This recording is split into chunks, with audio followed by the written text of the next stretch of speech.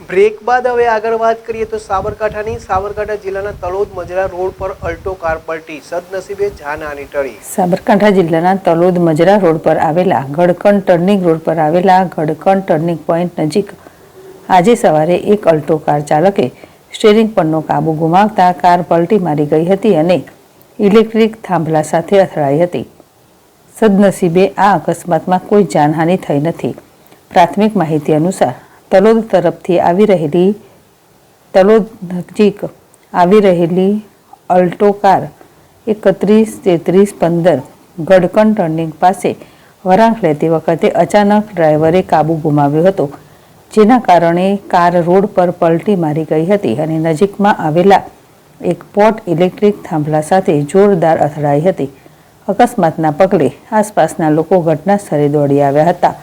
કારને નોંધપાત્ર નુકસાન થયું હતું, પરંતુ કારમાં સવાર લોકોને સામાન્ય ઈજા થતાં તેઓનો આબાદ બચાવ થયો હતો। સ્થાનિક પોલીસને જાણ કરવામાં આવતા તેઓ ઘટના સ્થળે પહોંચી ગયા હતા અને જરૂરી કાર્યવાહી હાથ ધરી હતી। આ ઘટનાના પગલે ટૂંક સમય માટે વાહન વ્યવહાર પણ પ્રભાવિત થયો હતો। દિલીપ પરમાર, ZSTV, તલોદ।